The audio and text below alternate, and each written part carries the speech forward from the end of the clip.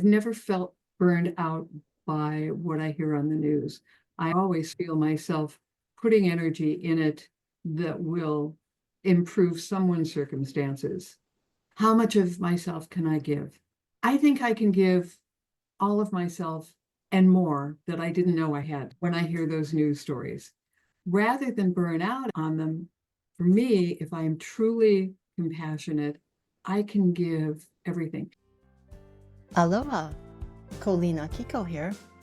Welcome to episode 8 of the We Be the Change podcast, Create Change by Hearing the News with Compassion. This is part 3 of the series, Connecting with Donna Apidone. In this conversation, you will hear how Donna cultivated real connection with her NPR Morning Edition guests, even when she thought she didn't like them. That purposeful compassion also infuses how and why she still listens to a lot of news every day.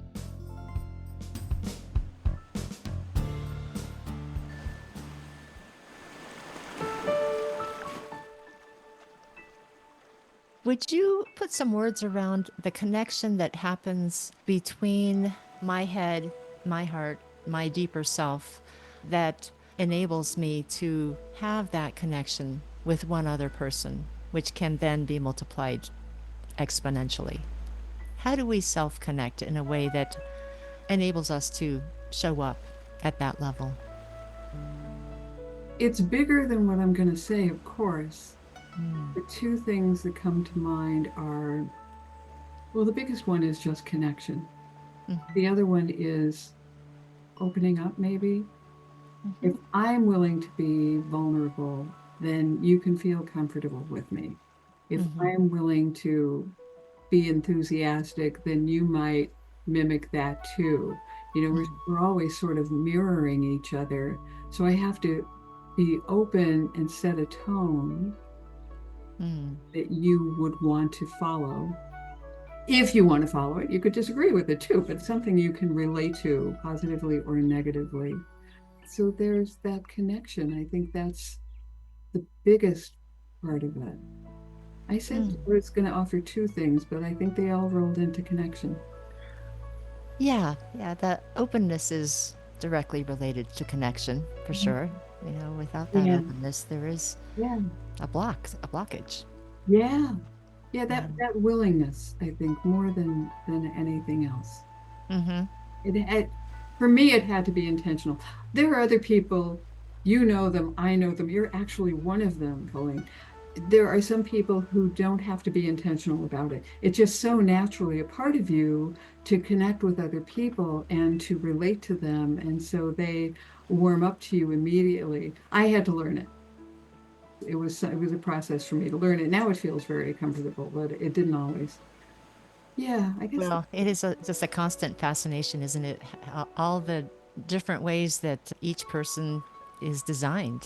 And without me feeling a wholeness in myself, I don't notice it. I'm just too wrapped up in my own stuff. And I'm like, okay, this is my stuff. That's your stuff. Okay, let's just go on through the day. And we have pretty shallow lives.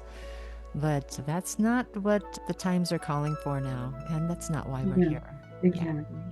You know, something else, it was true on air, and it's true when I speak to groups now too. And I speak to groups not just in congregations, other places as well, is to throw it off kilter a little bit. Just every once in a while, to say something. It was real easy to do that on air because I was only talking for 30 seconds at a time, and I could always throw in a one-liner that would make people say, "What did you just?" So it would show them a sense of humor. It would show that, you know, I'm not stuffy. You don't have to be. You know, it show all of those things. And the same thing happens in person in presentations too. Just that one little thing. It's not authentic, like, oh, here I am, I'm so open. It's not that. Sometimes it's authentic, like, hey, you know what? I'm a smart ass. Okay, I just gotta tell you this one thing. And then you say, oh yeah, I am too. All right. I'm picturing, as you're talking, kind of doing a little elbow jab on someone's side, you know, a little wink. Yeah. It's all of that. And that's very connective, isn't it? Because Yeah. our guard is down and we're like, oh, again, you are me and I'm you. And here we are together having this conversation.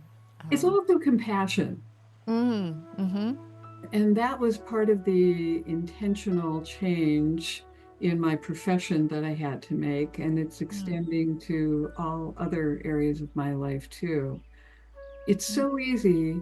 Yeah, I hear people all the time say, I can't listen to the news. It's too sad. It's too ugly. It's too awful. I've got to turn that off. I never had that opportunity. I had to stand in that room for 6 hours every day with headphones on, listening to the news. Couldn't turn it off, couldn't walk away from it 5 days a week. Wow.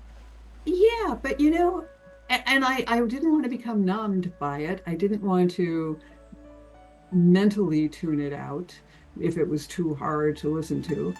So I just said one day, what if I looked at that person who I think is a jerk, who's a newsmaker? Could have been any number of people. I'm not naming names. But what if I look at that person with compassion? And what if I say, it's a rough day for him or her? Or it was a big decision he or she had to make. What if I look at it that way and see that that person is just like me in some way? If for no other way than a child or a parent or a person trying to find a way in the world. Maybe it's just one thing that we have in common, and maybe that's kind of thin and threadbare, but it might be one thing. So that helped me get through that job, but it also helps me get through life now that I don't have that job anymore. Do you still listen to the news a lot? I listen to different news. I listen to different news. And that started because when I left Morning Edition, I knew that show inside and out. I knew everything about that show so intimately that if I had continued to listen to it, I just would have heard the mechanics of it. And I would have heard anything that I thought my successor was doing wrong. I would not have been a news consumer. I would have been a critic.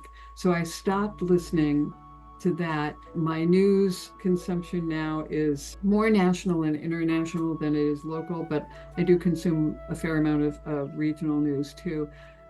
I watch and listen and read BBC and the German news network as well, and PBS. So those are the primary places where I'm finding news. A lot of it is online, but carefully chosen online, not just everything that gets thrown in front of my face. So yeah, I'm still very interested in it all. When I left, in my farewell interview, I said, I will never be as well informed as I have been for the last 22 years. And that's true. There's no way I can keep up with what's happening in the world at the same level that I heard it. But I'm still very interested in it and follow it fairly closely. I remember a minister saying, listen to the news as if you are putting together a prayer list, a list of what you want to pray for. Okay. And so I do keep that in mind as far as why am I giving my time and attention to this horrible thing? Just yesterday, actually, my husband was reading an article out loud that was starting to get into the details of this and that, and I had to leave the room. I didn't want to be too abrupt, but I guess I was just at my saturation point. And I wonder if it's in internalizing, what we hear, if at some point, yes, we need to know. And yet, how much of myself do I give to getting the nuances of the complete picture and knowing how it affects this and the connections to that? And at some point, I lose myself in it. And so I have to be really careful and yet compassionate. I hear that from people a lot. And not being you, I can't say anything about how you handle that. But here's how I handle it. And here is something that I ask people to consider. You said, how much of myself can I give? I think I can give all of myself and more that I didn't know I had when I hear those news stories. Rather than burn out on them, For me, if I'm truly compassionate, I can give everything. As regards to the prayer list, I think that's true. I'm a person who doesn't do prayers in a pre-written way, but I Right. do believe that we have a collective consciousness. And so when we pray or meditate or, whatever word you use for that, we're creating a space that's bigger than us, the more of us who there are in that. So the minute I walk away from a news story, I've taken myself out of that collective. I'm not part of that collective. And who suffers because of that? Mm, And who's on the other side of that prayer, good wishes, energy doesn't get as much as they could have if I would stay in it with them. It's like a friend who's in crisis. You don't walk away, right. stay with them. And so I look at everything in that cycle that way. Not that it's going to deplete me, but that I am adding to myself by being part of the collective and being part of everybody else's energy. It's feeding me as much as what I'm giving out.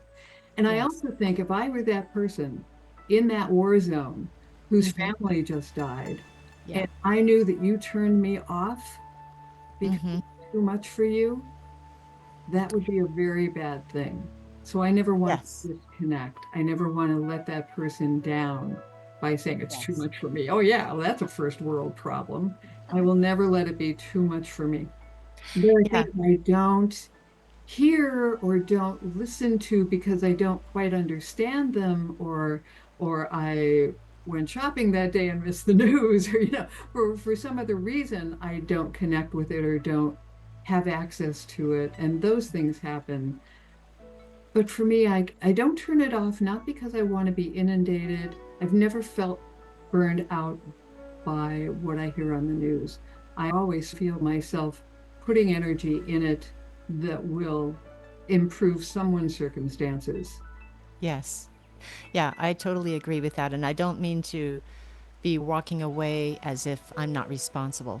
I have to walk away sometimes to get my bearings so I can totally be present with that horrible thing that's going on and know that at some core level I am responsible, as you Yeah, said, in a collective. I have found ways to feel that pain and trauma that is going on, and I can offer the compassion that goes where it's needed.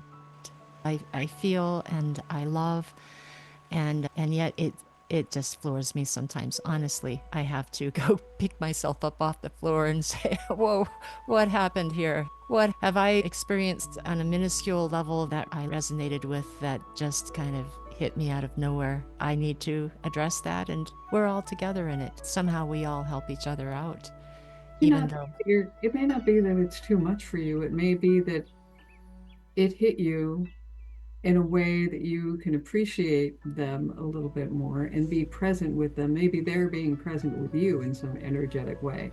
Maybe that's when it feels like too much, maybe that is just enough.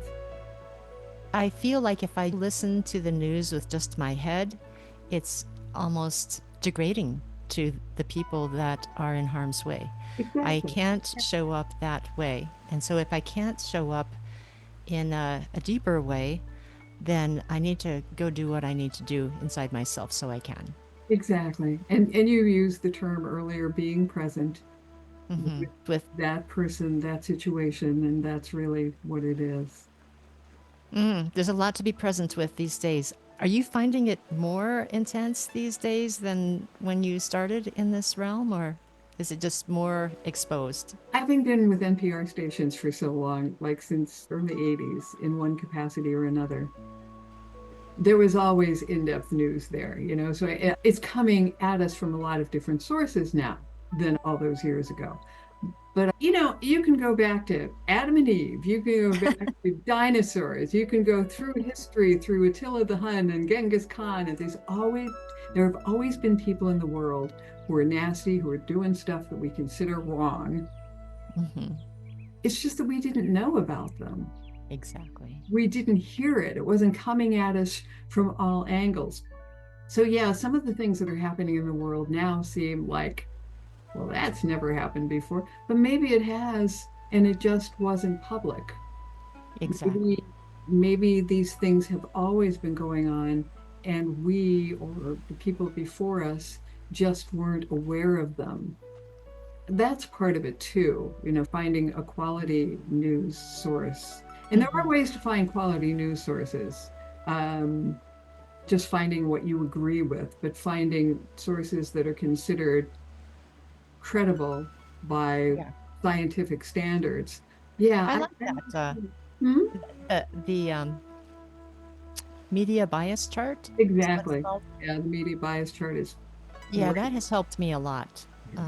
And I even find that sometimes there will be a news source that has several different outlets, and the different outlets are in different parts of the chart. Exactly. And so, it calls on me to just notice these things, but still tune in, if it seems like this is the flavor of the day, and there's a purpose, in listening to or reading from this source that is not exactly where I am personally, but they're all part of the family. Or as I remember someone saying, everybody has their place at the table. And Yeah, exactly. I, For somebody who's listening who doesn't know, if you Google or research media bias chart, just those three words, you'll come up with it.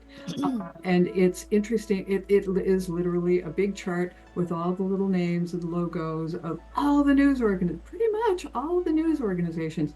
And it is more than just left to right, which is liberal or conservative, left or right, but it's also top to bottom. Are they considered very credible um, by fact check, by other standards? Then they're close to the top.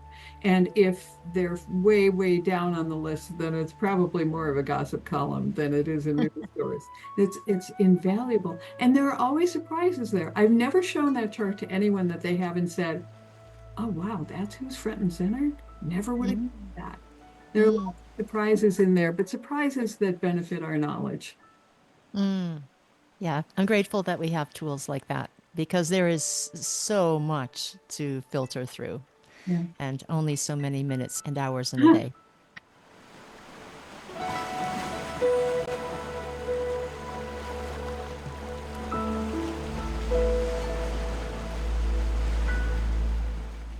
I'm glad you could join us for this great conversation. Creates change by hearing the news with compassion. Coming next week is the continuation of the series with episode 9 of We Be the Change, a delicious segment called Transformation and Drive Time Meditations, centering on your purpose. Again, we'll close with a tasty morsel from one of Donna's brief drive time meditations. Thanks so much for listening, and we'll see you again soon.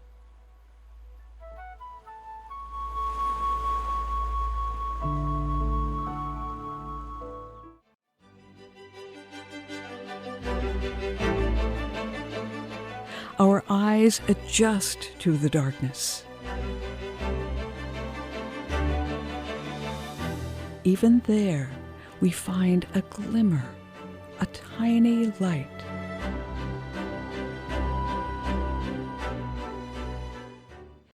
Thank you for listening to this episode of We Be the Change. Did it spark any thoughts you'd like to share with us? We'd love to hear them. Just head over to the contact page at songrise.live. That's SONGRISE.LIVE. Write which episode you're responding to in your message, and we'll respond with a surprise gift just for you. It's a token of our huge appreciation for your time and your attention. And please remember, your reviews are a great help to us as well. So, until next time, this is Colleen Akiko, thanking you for showing up to be the change.